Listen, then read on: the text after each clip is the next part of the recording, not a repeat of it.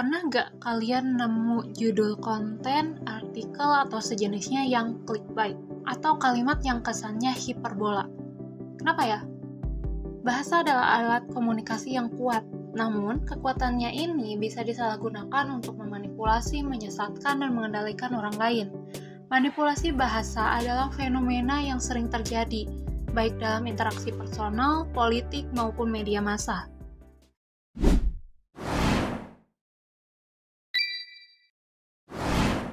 Manusia secara alami memiliki keinginan untuk diterima dan dihormati.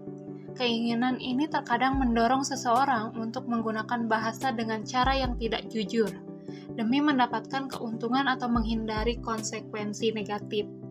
Salah satu alasan manipulasi bahasa yang mungkin terjadi adalah keinginan untuk terlihat benar atau memenangkan argumen.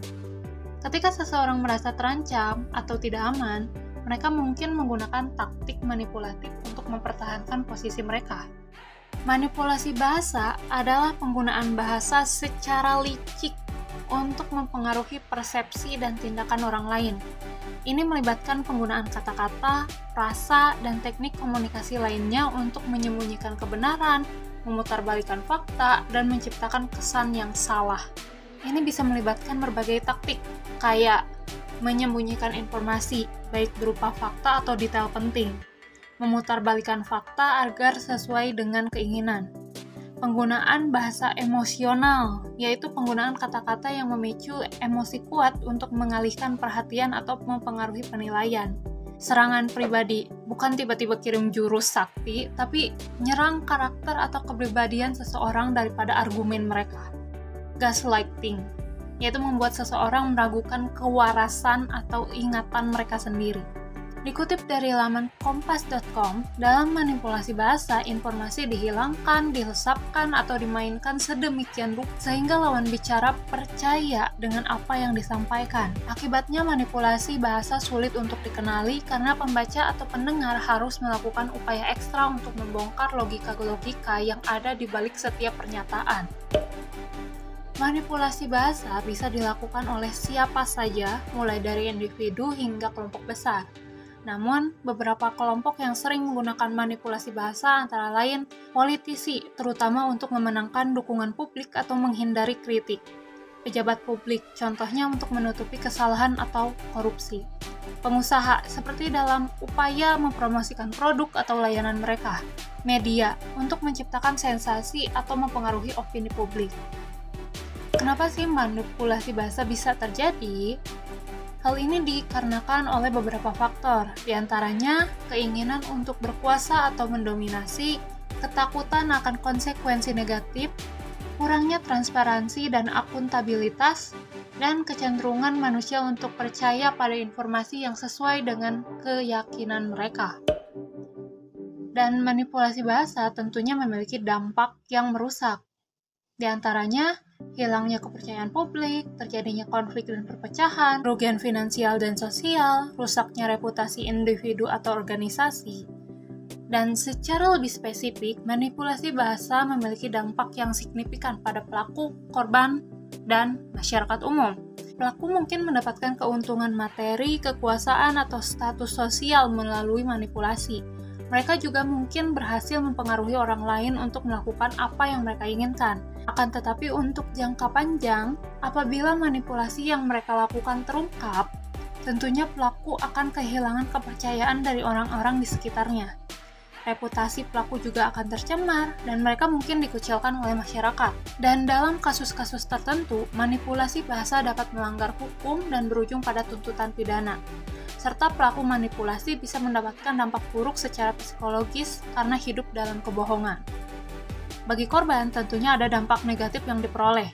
Bisa berupa kerugian emosional, finansial, sosial, hingga trauma.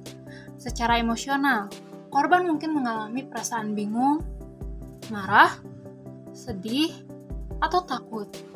Mereka mungkin merasa dikhianati dan kehilangan kepercayaan pada orang lain. Korban juga mungkin kehilangan uang atau harta benda akibat manipulasi. Selain itu, korban mungkin kehilangan hubungan dengan keluarga, teman, atau rekan kerja. Mereka mungkin merasa terisolasi dan dikucilkan. Dalam kasus-kasus ekstrim, manipulasi bahasa dapat menyebabkan trauma psikologis yang berkepanjangan. Korban manipulasi bahasa yang sifatnya gaslighting biasanya mengalami keraguan atas ingatan dan kewarasan mereka. Adapun dampaknya pada masyarakat umum. Yang pertama, polarisasi sosial. Manipulasi bahasa dapat memecah belah masyarakat dan menciptakan konflik antar kelompok. Penyebaran informasi yang salah juga memperburuk polarisasi. 2. Hilangnya kepercayaan pada institusi. Jika tokoh publik atau institusi terpercaya terbukti melakukan manipulasi bahasa, masyarakat akan kehilangan kepercayaan pada mereka. Hal ini dapat melemahkan demokrasi dan stabilitas sosial. 3. Penyebaran disinformasi. Manipulasi bahasa sering digunakan untuk menyebarkan berita bohong dan propaganda. Disinformasi dapat menyesatkan masyarakat dan menyebabkan kerugian yang luas. 4. Menurunnya kualitas demokrasi. Manipulasi bahasa yang dilakukan oleh politisi atau media dapat mempengaruhi opini publik secara tidak sehat. Hal ini dapat menyebabkan keputusan politik yang buruk dan merusak demokrasi. Oleh karena itu, penting bagi kita semua untuk meningkatkan kesadaran akan manipulasi bahasa dan mengembangkan keterampilan berpikir kritis.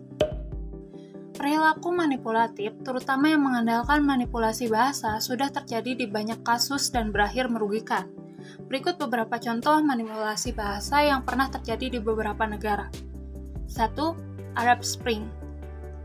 Arab Spring adalah istilah yang digunakan Barat untuk menyebut kondisi negara-negara Arab yang tengah mengalami transisi dari sistem monarki ke demokrasi. Peristiwa ini bermula pada Desember 2010, di mana protes pertama kali pecah di Tunisia setelah seorang pedagang kaki lima, Mohamed Bouazizi, membakar diri sebagai bentuk protes terhadap korupsi dan kesewenang-wenangan pemerintah. Protes menyebar ke Mesir, Libya, Yaman, Suriah, Bahrain, dan Aljazair. Namun, beberapa orang berpendapat bahwa penggunaan istilah Arab Spring tidak tepat. Istilah musim semi mengimplikasikan transisi yang cepat dan mulus menuju demokrasi. Padahal, kenyataannya, proses ini sangat kompleks dan penuh tantangan.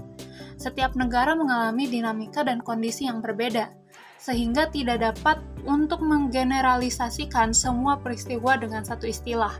Istilah Arab Spring cenderung mengabaikan kekerasan, konflik, dan perang saudara yang terjadi di beberapa negara, seperti Libya dan Suriah. Kenyataannya, musim semi berubah menjadi musim dingin yang berdarah di banyak tempat. Istilah ini dianggap mencerminkan perspektif Barat yang cenderung melihat dunia Arab melalui lensa demokrasi liberal. Istilah ini juga diambil dari istilah Springtime of Peoples yang terjadi di Eropa pada tahun 1848. 2. Kasus Watergate. Presiden Richard Nixon menggunakan istilah keamanan nasional untuk menutupi keterlibatannya dalam skandal penyadapan kantor Partai Demokrat. Skandal ini melibatkan penyadapan telepon dan pencurian dokumen di pusat Komite Nasional Demokrat di Kompleks Watergate, Washington. Skandal ini menyebabkan pengunduran diri Presiden Richard Nixon pada tahun 1974. 3. Kasus senjata pemusnah massal. Pemerintah Amerika menggunakan istilah senjata pemusnah massal untuk membenarkan invasi mereka ke Irak. Padahal senjata tersebut tidak pernah ditemukan. Pada tahun 2003, Amerika Serikat dan sekutunya menginvasi Irak dengan dalih bahwa Irak memiliki senjata pemusnah massal. Namun setelah invasi, tidak ada senjata pemusnah massal yang ditemukan. Dampak dari manipulasi bahasa ini bisa sangat merugikan seluruh pihak, sehingga penting bagi kita untuk melakukan langkah antisipasi hingga penanganan. Di antaranya, kritis terhadap informasi. Jangan mudah percaya dengan informasi yang kalian terima. Selalu verifikasi fakta dari sumber yang terpercaya. Mengenali teknik manipulasi. Pelajari berbagai teknik manipulasi bahasa seperti penggunaan eufemisme atau penghalusan makna kata, disinformasi, dan propaganda. Membangun kesadaran. Tingkatkan kesadaran akan pentingnya berpikir kritis dan etika komunikasi. Mencari informasi dari sumber terpercaya. Biasakan untuk mencari informasi dari sumber yang terpercaya dan melakukan cross-check dengan sumber lainnya. Yang terakhir, berani berbicara. Jangan takut untuk mempertanyakan informasi yang mencurigakan atau mengungkapkan kebenaran. Manipulasi bahasa adalah ancaman nyata bagi masyarakat. Manipulasi bahasa seringkali menggunakan daya tarik emosional seperti ketakutan, rasa bersalah, atau kegembiraan untuk mempengaruhi perasaan dan keputusan pihak lain. Dengan memahami teknik-teknik dan meningkatkan kesadaran, kita dapat melindungi diri kita sendiri dan orang lain dari dampaknya yang merusak. Mari kita bersama-sama membangun budaya komunikasi yang jujur, transparan, dan bertanggung jawab. Sekian pembahasan manipulasi bahasa. Untuk teks dan sumber yang aku gunakan bisa kalian nantikan di laman blog aku, linknya ada di deskripsi video. Jangan lupa like dan share jika video ini bermanfaat, isi kolom komentar jika ada hal yang ingin didiskusikan, subscribe juga channel YouTube ini untuk konten menarik lainnya. Terima kasih, Assalamualaikum warahmatullahi wabarakatuh, dan bye-bye!